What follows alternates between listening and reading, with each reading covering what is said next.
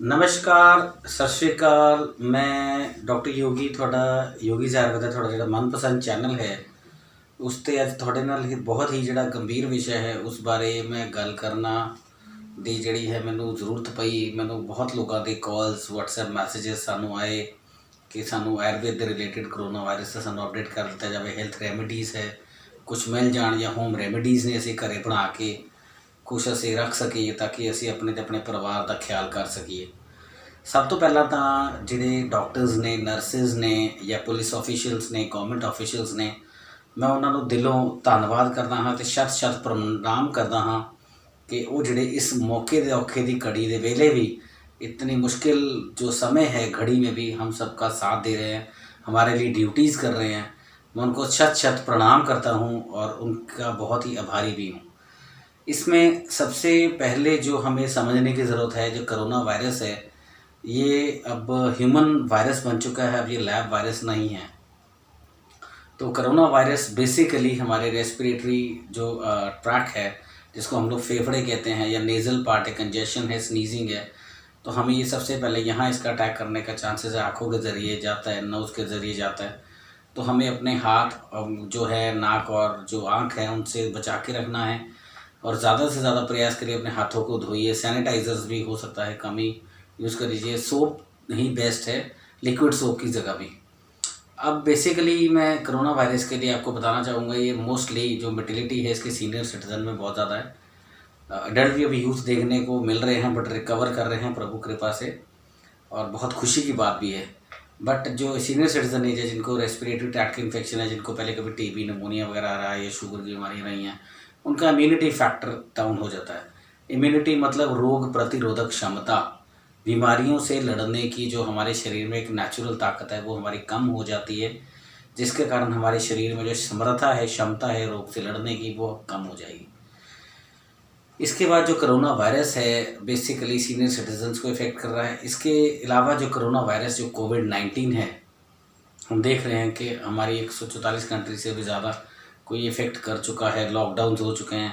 और मैं पंजाब सरकार को भी बहुत बहुत धन्यवाद करता हूँ जिन्होंने आज जो है कर्फ्यू का जो डिसीज़न लिया बहुत ही ज़रूरी था, क्योंकि देखा जा रहा था कि पंजाब में अमृतसर के अलावा और भी ऐसे ज़िले हैं जिनमें, या चंडीगढ़ मोहाली की तरफ भी अगर लेके चले, लोग टिक नहीं रहे थे घरों पे। तो एक बहुत ही नेसेसरी स्टेप एक्शन लेना बहुत ज़रूरी है। और चंडीगढ़ में भी आज की डेट से रात को 12 बजे से कर्फ्यू लग गया है। तो सभी लोगों से प्रार्थना है कि जो सबसे उत्तम दवा है इस बीमारी से बढ़ने के लिए, कोरोना से, घर से मत निकलिए, स्टे एट होम ओनली। ये मेरी आप सबसे रिक्वेस्ट है, जब मैं आपसे भीख ही मांग सकता हूँ कि आप लोग मत घर से निकलिए। आप अपने आप को और अपने परिवार को बचाने के लिए सोचिए कि क्या कर सकते हैं। बाकी सरकारें सब कुछ कर रही हैं, कर्फ्यूज़ लग रहे हैं तो फूड और इन चीज़ों का इंतज़ाम भी सरकार ढूंढेगी, सबके लिए समाधान होंगे। कुछ इतना परिस्थितियाँ जो भी मुश्किल हुई हैं, बट हमें थोड़ा संभल के चलना है, इस वक्त बहुत ज़रूरी है। एक कोरोना की वार हम लोग सिर्फ घर पे बैठ के ही शांति से लड़ सकते हैं, इससे हम टकराव नहीं कर सकते। इसके लिए कोरोना के लिए जो हम लोग जो 4 मुख्य जो है एज ग्रुप्स को मैंने डिवाइड करा है। बच्चों के लिए middle age, adult and middle age आ जाता है, और हम लोग एक सीनियर सिटीज़न एज आ जाती है। सबसे पहले तो हम लोग को जो नेज़ल ड्रॉपलेट है, जैसे नाक से छींकना वगैरह रहता है, तो इसे बच्चों की इम्यूनिटी के लिए सबसे पहले तो मैं बता के चलूँ, दूध में शहद या केला शहद या ब्रेड के ऊपर आप शहद लगा के बच्चों को दे सकते हैं, या दूध में जैसे है तुलसी के बीज या पत्ते उबाल के दे दीजिए, या तुलसी वाला पानी बच्चों को दे सकते हैं। ठीक है, ये चीज़ें आप उनको दीजिए।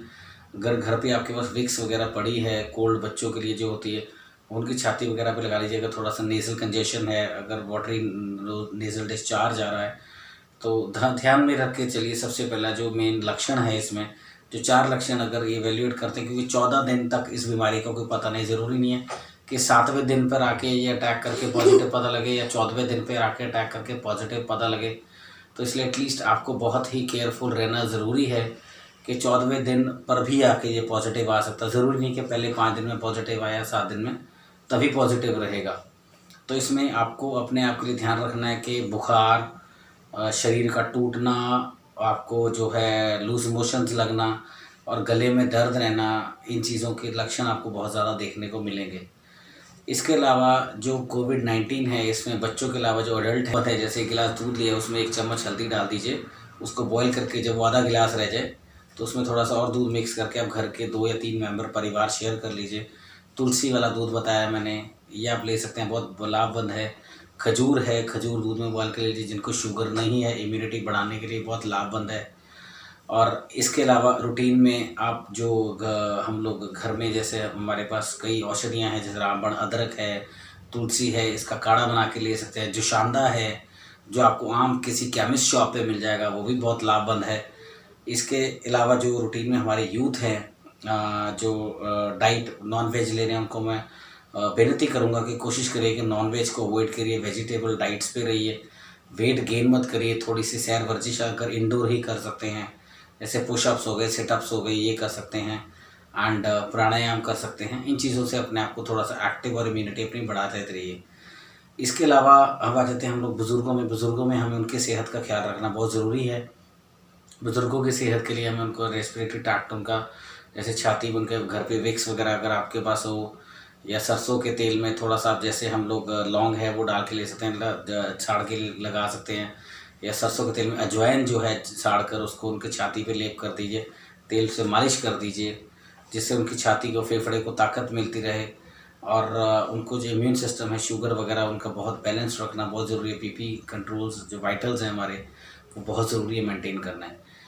इसके साथ साथ मैं अब जो यूथ को अब आगाह करना चाहता हूँ, इसमें 2 चीज़ें। एक तो मैं सबसे बड़ी आपके लिए रामबाण औषधि जो घर पे बनाने के लिए रेमेडी का बताने वाला हूँ, उस पर आप सब लोग ध्यान देना।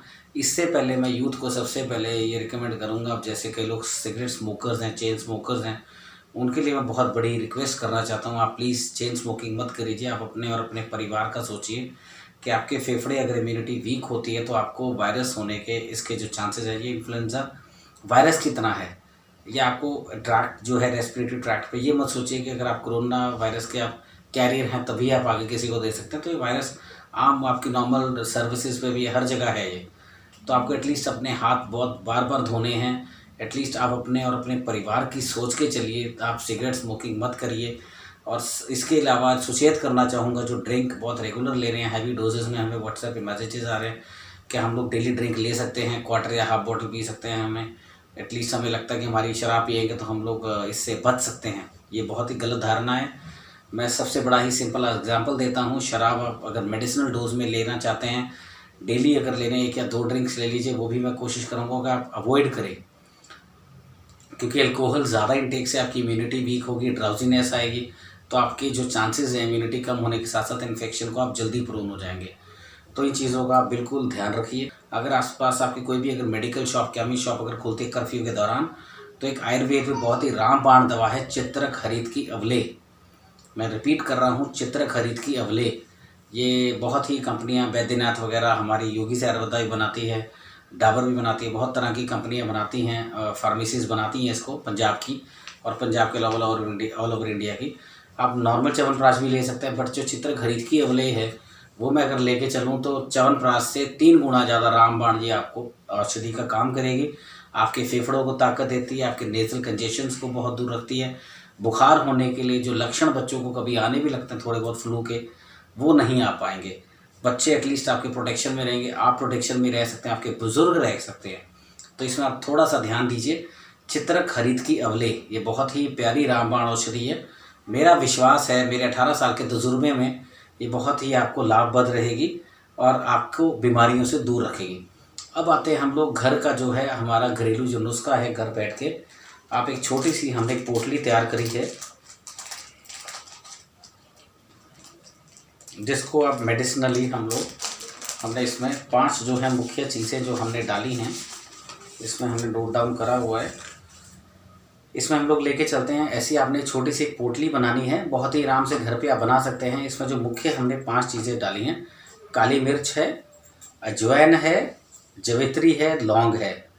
ये आपने 4 चीज़ें, मान लीजिए अगर घर के 5-7 मेंबर हैं तो आप इसको अंदाज़न 2-2 ग्राम लेके, 4 हो गए 8 ग्राम और कपूर हो गया 10 ग्राम, तो टोटल हो गया 18 ग्राम। 18 ग्राम के हिसाब से आप इसकी छोटी छोटी पुड़ियाँ 18 ग्राम को भाग में करके ऐसे आप छोटी 5 ग्राम वाली पुड़ी बना सकते हैं। इसको आप बना के आप अपने हाथ के साथ बांध सकते हैं, अपनी बाजू के साथ बांध सकते हैं और अपनी पॉकेट में ऊपर रख सकते हैं, ताकि इसका जो एंटी माइक्रोबियल एक्शन है, एंटी बैक्टीरियल इन्फेक्शन है, उनको हम लोग रोक सकते हैं। इन्फ्लुएंजा जो हमारे ये वायरसेस हैं, इनसे हम लोग बच सकते हैं, क्योंकि कोरोना भी एक तरह के इन्फ्लुएंजा फ्लू की तरह है, तो ये फ्लू की तरह फैला हुआ है। तो हम लोग फ्लू से अपने आप को, अपने परिवार को बचा सकते हैं। और सबसे मुख्य रामबाण औषधि आपके घर में है। कपूर को आप घर में जलाकर, गूगल को जलाकर उसकी धूप घर में दुखा सकते हैं, ताकि एटलीस्ट एंटी माइक्रोबियल प्रॉपर्टीज़ आपके घर में रहें, आपका परिवार खुशहाल रहे, आप खुशहाल रहें और पूरा परिवार आपका तंदुरुस्त रहे।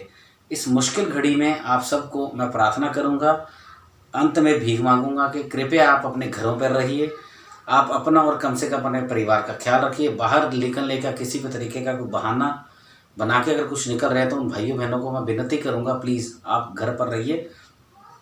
जो ज़िंदगी है इससे ज़्यादा कुछ नहीं है।